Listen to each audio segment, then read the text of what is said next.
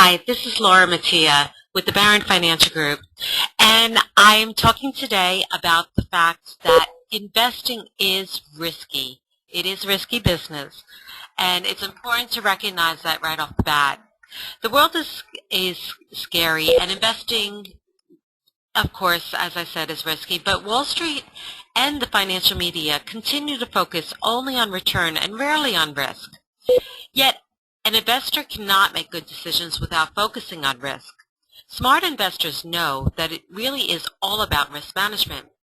In The Art of the Deal by Donald Trump, he talks about risk, and he views it the same way that I do and a lot of other smart investors do. In his book, he is quoted saying, "Protect the downside and the upside will take care of itself."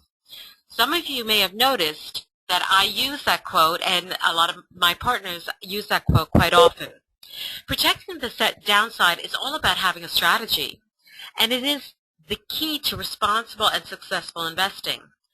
We've developed our strategy over the past 15 years, and we're pleased to say that it seems to be working well for us. It has really protected our downsides in bad times in 2001 and 2008. But it's allowed us to participate in good times.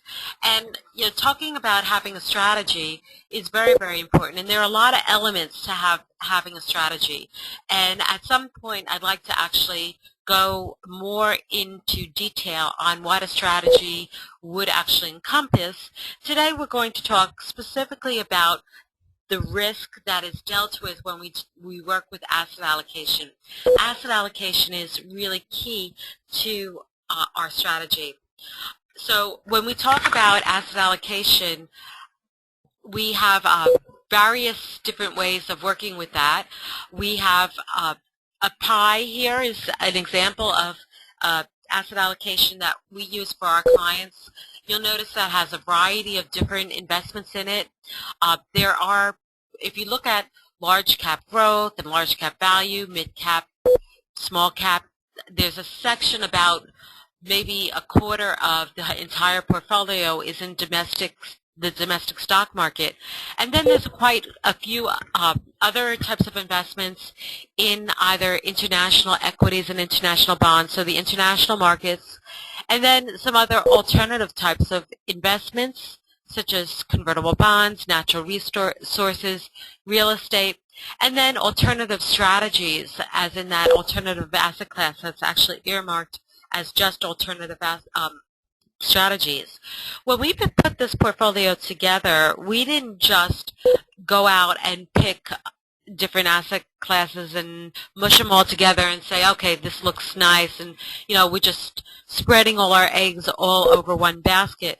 We were a lot more interested in creating a portfolio that had a reduction in risk. And the way you do that actually is through a concept that's been developed over the past 50 years or so called modern portfolio theory. Modern portfolio theory was founded by a gentleman named Harry Markowitz, who wrote a paper back in 1952 talking about looking at investments from a holistic portfolio standpoint. Instead of looking at investments as just two-sided, what is its risk and what is its return, what he proposed was taking different assets and putting them together and looking at the third dimension, not just what each individual asset returned and what their risk was, but how about when they were both put together, what was the combined return risk profile. So it goes beyond just not putting all your eggs in one basket, and it uses something that we call effective diversification.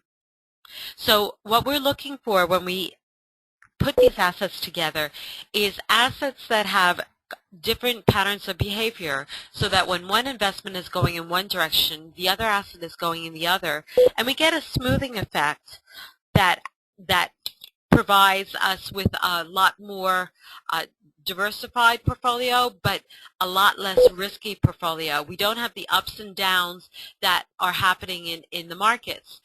And when I say the markets, I don't just mean the U.S. stock market. Yes, the U.S. stock market, as measured by the S&P 500 or the Dow Jones, is volatile, and it goes up and down.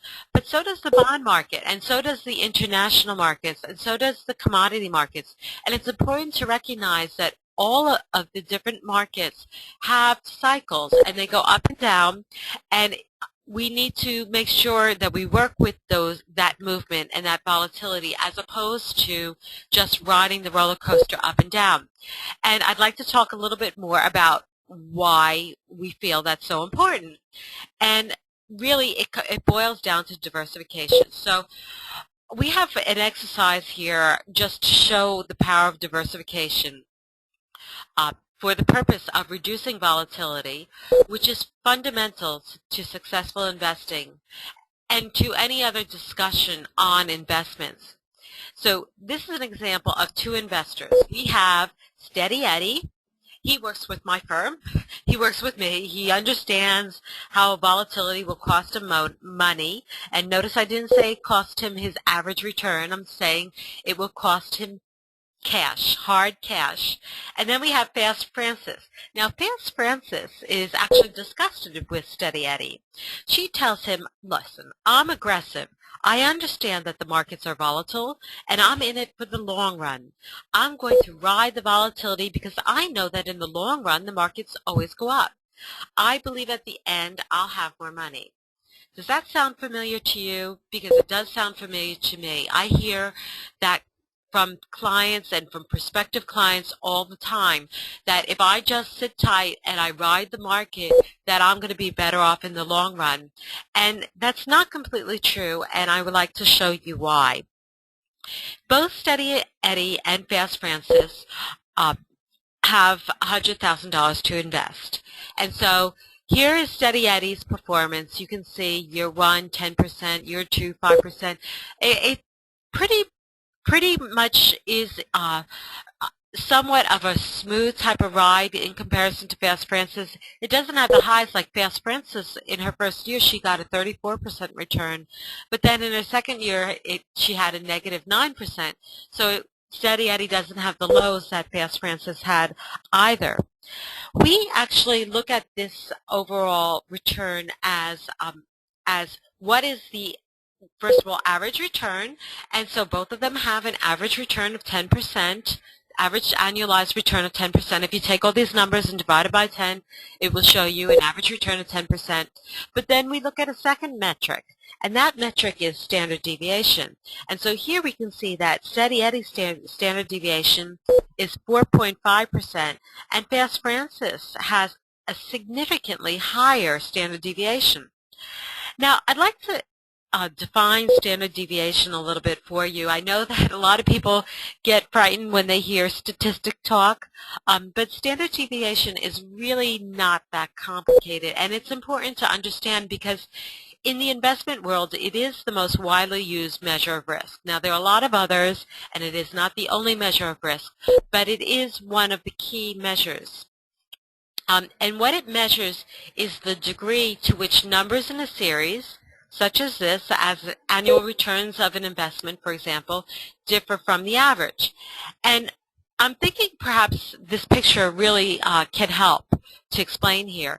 Here we have graphed the performance of Steady Eddie and Fast Francis portfolio. And as you can see, they both have an average of 10%, which is the red line that's going down. However, the amount that Fast Francis's performance in each given year deviates quite significantly away from the average, whereas Steady Eddie is a lot tighter around the average. You can see that each of his data points in each year is not as drastically different than his average. That's really what standard deviation is all about. Standard deviation calculates this volatility by comparing each actual return in each year to the average return. And the calculation resulted in Steady Eddie having a standard deviation of 4.5% and Fast Francis having a standard deviation of 18.5%. So you probably are sitting back right now saying, okay, big deal.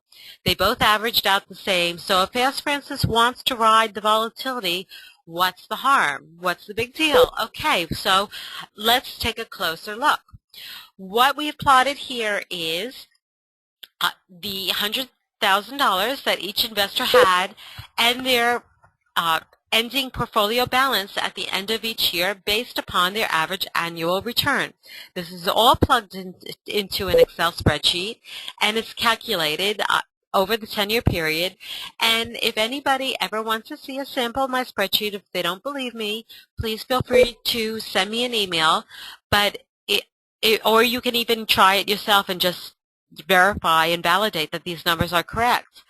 But what is interesting is if you go all the way to the ending year, and year 10, you will see that Eddie has $264,000, where Fast Francis only has $227,000. And if you want to look at it in terms of a cumulative progression, where I've plotted it on a graph, you can see that Steady Eddie has almost $38,000 more than Fast Francis at the end of the period of time. So isn't the goal really to have more money, not just to have a higher average, but to have real hard cash? You know, when people tell me that they received an 8% average return or 10% average return, I always want to ask them, with what standard deviation, with what level of volatility did you have that return? Because that will give me the additional information I need to know whether they were successful, whether they made more money, or whether they made less money. You know, the fact that Steady Eddie and his low volatility portfolio ends up with more wealth is probably surprising to a lot of you, but you need to know it is a mathematical certainty, and it has to do with the magic of compounding. The impact of volatility becomes greater also as the time goes on. So if we did this exercise for 20 years, you'd see that the difference in the amount of money that Fast Francis and Steady have would actually grow greater and greater, and Steady Eddie would have even more additional money than Fast Francis. So volatility is not your friend, and it works against you over time. So if volatility reduction is the goal, how do we get there? One of the key ways to get there is asset allocation and finding actually specific asset classes that have negative correlations to each other so that they smooth out volatility and give you a slower ride. The slow and steady always win the race, and actually we have many exercises that we can show you, and perhaps we'll show you another exercise again in the future where you can see the actual difference, where the volatility drag will hold you down if in fact you allow it to drag you up and down the roller coaster. Thank you, and please, if you have questions regarding this specific presentation or any other things that you see on our site, please feel free to email us. Please go to thewealthyandwise.com. Don't forget to say the, because it will take you to the wrong site if you don't use the at the beginning of it. And we're looking forward to seeing all of you in the future. Thank you. Bye.